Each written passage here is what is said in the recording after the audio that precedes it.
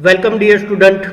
In this lecture we learn next production process. જો first આપણે production job shop process discuss કરી, second production process આપણે discuss કરી bench process, બરાબર. And third process is assembly line focus. આપણે વાત કરીએ એસેમ્બલી લાઇન પ્રોડક્શન પ્રોસેસની. જો it include productions of separate parts moving from one workstation to another at a controlled rate following a particular sequence needed to build the product. બરાબર. શું થાય મતલબ તો કે આ જે પ્રોડક્શન પ્રોસેસ છે, બરાબર, એમની અંદર સેપરેટ પાર્ટ, જે કંઈ પણ પ્રોડક્ટ બનાવવા માટેના જે પાર્ટ છે, અલગ અલગ પાર્ટ, જે સેપરેટ પાર્ટ છે, એ બધા પાર્ટ એક વર્ક સ્ટેશન ઉપરથી બીજા વર્ક સ્ટેશન્સ ઉપર મૂવ થતા હોય કંટ્રોલ્ડ રેટની અંદર. કંટ્રોલ્ડ રેટની અંદર એટલે કે જે કંઈ પણ એમની વચ્ચે જે અંતર રાખેલું છે, કયા પાર્ટ પછી કયો પાર્ટ મૂવ થવો જોઈએ, બરાબર, પાર્ટની જે મૂવમેન્ટ છે એની જે સિક્વન્સ છે એ કઈ રીતના હોવી જોઈએ, આ બધી બાબતો છે એને ધ્યાનમાં રાખી અને અરેન્જમેન્ટ બધું કરવામાં આવેલું હોય, બરાબર.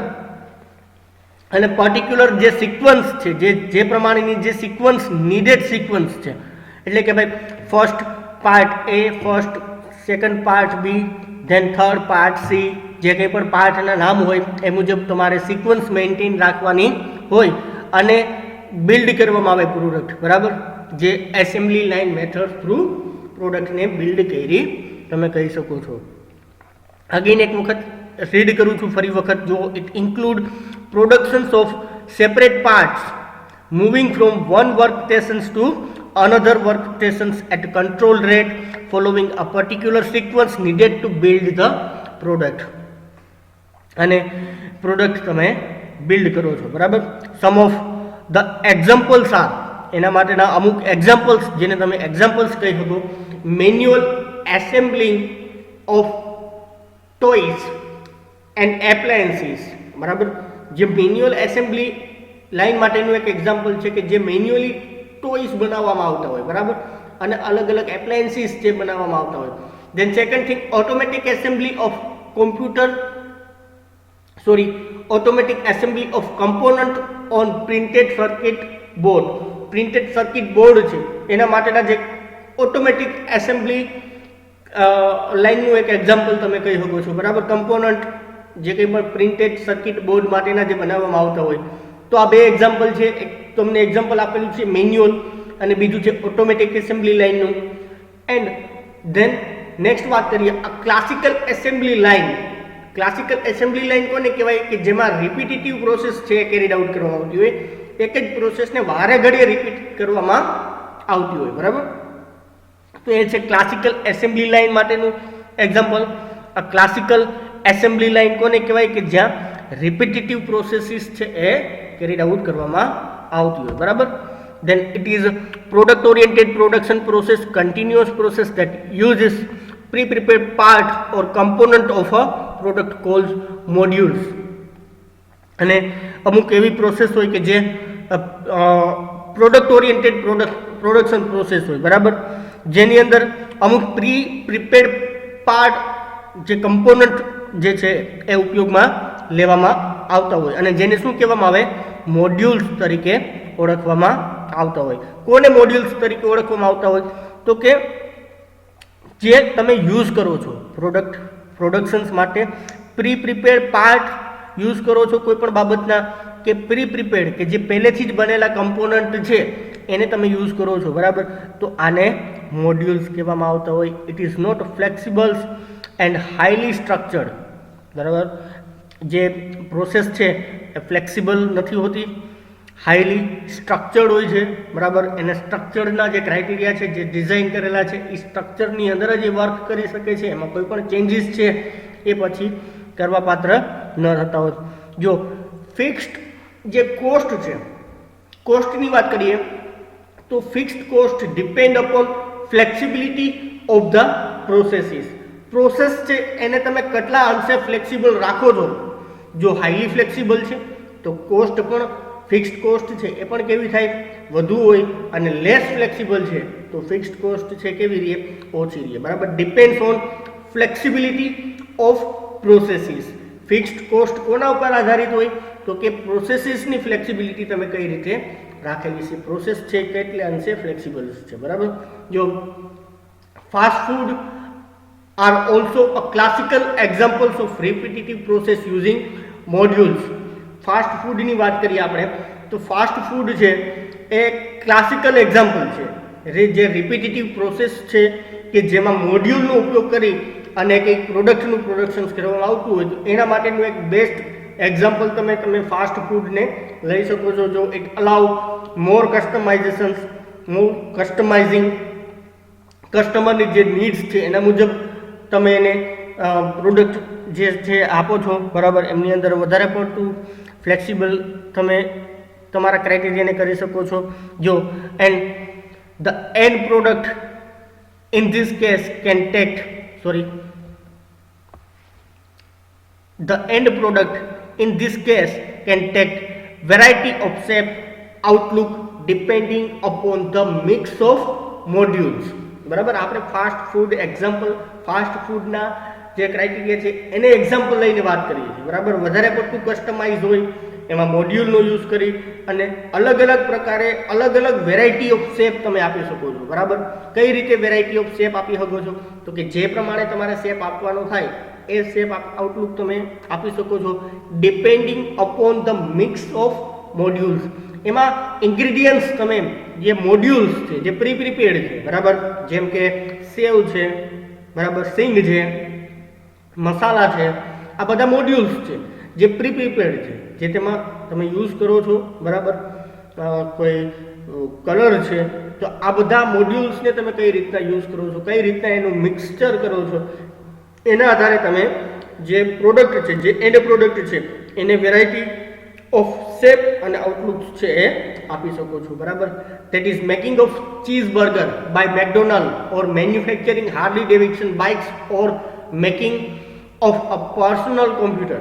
આ બધા એક્ઝામ્પલ્સ છે જે ચીઝ બર્ગર જે મેકડોનાલ્ડ્સ દ્વારા પ્રોડ્યુસ કરવામાં આવે છે, મેન્યુફેક્ચરિંગ હાર્લી ડેવિડસન્સ બાઇક, જે હાર્લી ડેવિડસન્સ છે એ બાઇક માટેની એક બ્રાન્ડ છે કે જે કસ્ટમાઇઝ બાઇક છે પ્રોડ્યુસ કરે છે અકોર્ડિંગ ટુ મોડ્યુલ્સ, જે પ્રીપેડ મોડ્યુલ્સ છે.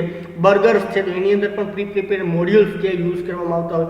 અને પર્સનલ કોમ્પ્યુટર્સની વાત કરીએ તો આ બધા એક્ઝામ્પલ્સ તરીકે તમે એને લઈ શકો છો. બરાબર. નેક્સ્ટ આપણે વાત કરીએ એડવાન્ટેજીસ અને એમના ડિસએડવાન્ટેજીસ. બરાબર. ફર્સ્ટ આપણે ડિસ્કસ કરીએ એડવાન્ટેજીસ. પહેલો એડવાન્ટેજીસ કયો છે? જો repetitive operations lead to reduce training and supervision cost. Repetitive એક જ પ્રકારની એક્ટિવિટીને વારે ઘડીએ તમારે કેરી આઉટ કરવાની થતી હોય. બરાબર. રિપીટેટિવ એક્ટિવિટીઝ છે જેના લીધે તમારો જે ટ્રેનિંગનો ખર્ચ અને જે સુપરવિઝનનો જે કોસ્ટ છે, જે સુપરવિઝનનો જે ખર્ચ છે એ કેવો થઈ જાય? સેવ થઈ જાય. એક ને એક વસ્તુ વારે ઘડીએ કરવાથી કોઈને પણ શીખવાડવાની જરૂરિયાત રહેતી નથી, તમારે ટ્રેનિંગ આપવાની જરૂરિયાત રહેતી નથી. બરાબર. જે કંઈ પણ એક્ટિવિટીઝ છે, ઓપરેશનલ એક્ટિવિટીઝ છે, કેવી રહેવાની છે? રિપીટેટિવ રહેવાની છે. બરાબર. એટલે એક તો ટ્રેનિંગ કોસ્ટ બચે અને સુપરવિઝનની પણ કોઈ જરૂરિયાત રહેવાની નથી. એટલા માટે સુપરવિઝન કોસ્ટ છે એ પણ તમારી સેવ થાય. બરાબર. એટલે એડવાન્ટેજીસ તમે કહી શકો છો. ધેન સેકન્ડ એડવાન્ટેજીસ કયો છે? There is no need to store raw material, working process or finished goods just in time inventory system is applied. હવે just in time inventory system છે, બરાબર, એ એક પ્રકારની જે જાપાનીઝ મેન્યુફેક્ચરિંગ સિસ્ટમ્સ છે, just in time and kanban system. બરાબર. હવે અહીંયા just in time manufacturing system છે એ એપ્લાઇડ કરવામાં આવતી હોય એટલા માટે થઈ અને તમારે કોઈ પણ પ્રકારના સ્ટોરેજના ક્રાઇટેરિયા છે કેરી આઉટ કરવામાં નથી આવતા. બરાબર. એટલે કે there is no need to store raw material, working process, work in progress or finish goods. બરાબર.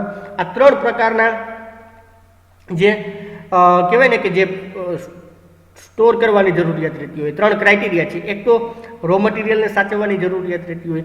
રો મટીરિયલ ને તમે સાચવી દો. પછી એક તો એવું મટીરિયલ હોય કે જે હજી કમ્પ્લીટ નથી થયું, જે વર્ક છે તમારું કન્ટિન્યુ છે, તો એમાં વર્કિંગ પ્રોગ્રેસ કહેવાય, બરાબર.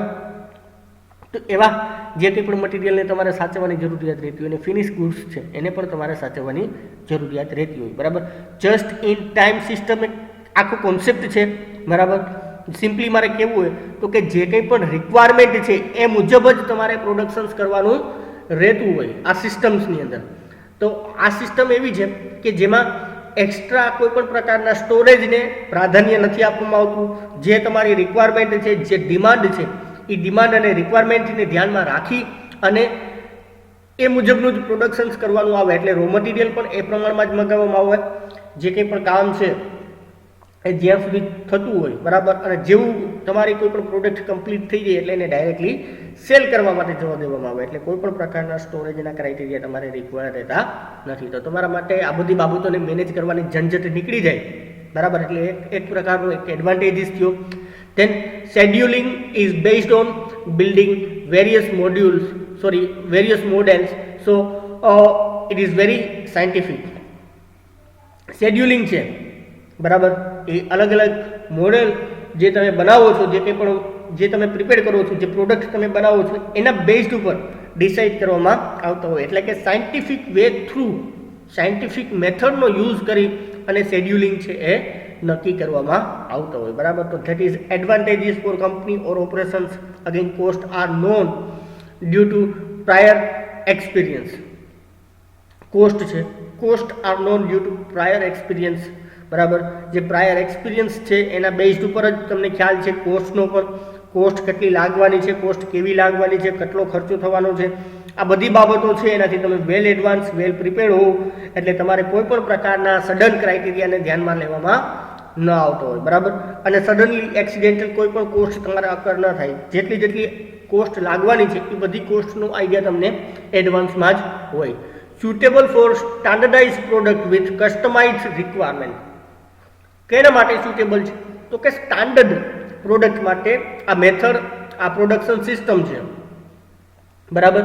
કે જેની અંદર કસ્ટમરની જે રિક્વાયરમેન્ટ છે, કસ્ટમાઇઝેશન્સને જેમાં તમે મહત્વ આપી શકો. કસ્ટમરની જે રિક્વાયરમેન્ટને ધ્યાનમાં રાખીને જેવી પ્રોડક્ટ યુઝ કરવાની થતી હોય, જે પ્રોડક્ટ બનાવવાની થતી હોય, તો એના માટે આ જે સિસ્ટમ્સ છે, આ જે મેથડ ઓફ પ્રોડક્શન્સ છે વધારે પડતી બેનિફિટેડ છે. અને એવા સ્ટાન્ડર્ડાઇઝ અને કસ્ટમાઇઝ પ્રોડક્ટ માટે તમારે આ પ્રકારની સિસ્ટમને એડપ્ટ કરવી જોઈએ, બરાબર.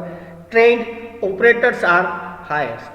જે કંઈ પણ ઓપરેટર્સ છે એ કેવા ઓપરેટર્સ હોય? ટ્રેન્ડ ઓપરેટર્સ હોય, બરાબર. જે ઓપરેટ કરતા હોય, જે ઇક્વિપમેન્ટ અને મશીનરી ઉપર જે લોકો કામ કરે છે એ લોકો પણ વેલ ટ્રેન્ડ હોય, કે જેથી કરીને તમારે સુપરવિઝનની કોસ્ટ ન લાગે, જેથી કરીને બગાડ ઓછો થાય, raw material, parts, components, equipment, ક્વોલિટીના ક્રાઇટેરિયા મેન્ટેન રહે. આ બધી બાબતો છે. એક્સિડેન્ટલ ઇવેન્ટ થવાની સંભાવનાઓ ઘટી જતી હોય, બરાબર. શા માટે? કેમ કે જે ઓપરેટર્સ છે એ કેવા છે? બધા વેલ ટ્રેન્ડ છે, બરાબર. તો આ બધા એડવાન્ટેજીસ છે. ધેન ડિસએડવાન્ટેજીસ આપેલા છે. ફ્યુ ડિસએડવાન્ટેજીસ છે. જો work flow is slow. Work flow કેવો રહે? સ્લો રહે. બહુ ઝડપથી, બહુ ફાસ્ટ મેનરની અંદર કામ ન થતું હોય. જે કંઈ પણ વર્કિંગ ક્રાઇટેરિયા છે એ સ્લોલી થતા હોય, બરાબર. Then second disadvantages is the process is less flexible. Process છે એ કેવી હોય? લેસ ફ્લેક્સિબલ હોય, બરાબર. હાઈલી ફ્લેક્સિબલ કોને કહો તમે? તો કે જેમાં તમારી જે રિક્વાયરમેન્ટ છે, તમારી જે ડિમાન્ડ છે એના મુજબ તમે ગમે ત્યારે ધારો ત્યારે ચેન્જીસ કરી શકો છો, બરાબર. તો એને હાઈલી ફ્લેક્સિબલ કહેવાય. જ્યારે કોઈ પણ ચેન્જીસ છે એને તમારે કરવા છે પણ ચેન્જીસ પોસિબલ નથી થઈ શકે તો એને લેસ ફ્લેક્સિબલ કહેવાય, બરાબર. તો ફ્લેક્સિબિલિટી છે એ પોઝિટિવની સાઇન છે, અને લેસ ફ્લેક્સિબિલિટીની વાત કરીએ તો ધેટ ઇઝ નેગેટિવ સાઇન. જો increase investment since special equipment is needed in the use of assembly line. જ્યારે કોઈ પણ પ્રકારના સ્પેશિયલ ઇક્વિપમેન્ટની જરૂરિયાત રહેવાની છે, બરાબર. સ્પેશિયલ ઇક્વિપમેન્ટની નીડ અકર થવાની છે, અથવા તો કોઈ જરૂરિયાત તમારે સડનલી ક્રિએટ થાય તો ત્યારે તમારે હેવી ઇન્વેસ્ટમેન્ટ છે એ એમની પાછળ તમારે કરવું પડે, બરાબર. ઇન્વેસ્ટમેન્ટ કોસ્ટ તમારે કેવી થઈ જાય? વધી જાય. ઇન્વેસ્ટમેન્ટ વધી જાય. ફાઇનાન્શિયલ ઇન્વેસ્ટમેન્ટ તમારે વધુ પડતું જોઈએ, કેમ કે પાર્ટ અને ઇક્વિપમેન્ટની જે કોસ્ટ છે એ કેવી હોય? બહુ ઊંચી હોય, બરાબર. એટલે સડન જ્યારે કોઈ પણ પ્રકારના ચેન્જીસ તમે લઈ આવો છો બરાબર, ત્યારે આ જે ઇક્વિપમેન્ટ અને મશીનરી જે છે એના ઉપરનું ઇન્વેસ્ટમેન્ટ તમારું વધી જાય, એટલા માટે થઈને એક ડિસએડવાન્ટેજીસ તમારા માટે થઈ ગયો બરાબર. આ જે છે એ ડિસએડવાન્ટેજીસ છે બધા એસેમ્બલી લાઇન માટેના બરાબર. એડવાન્ટેજીસ, ડિસએડવાન્ટેજીસ અને કોન્સેપ્ટ આપણે ડિસ્કસ કર્યું એસેમ્બલી લાઇનનો. ઓકે, તો આ પ્રોસેસને આપણે અહીંયા સુધી રાખીએ. નેક્સ્ટ જે પ્રોસેસ છે નેક્સ્ટ લેક્ચરની અંદર હું તમારી સાથે ડિસ્કસ કરું. Okay, thank you everyone.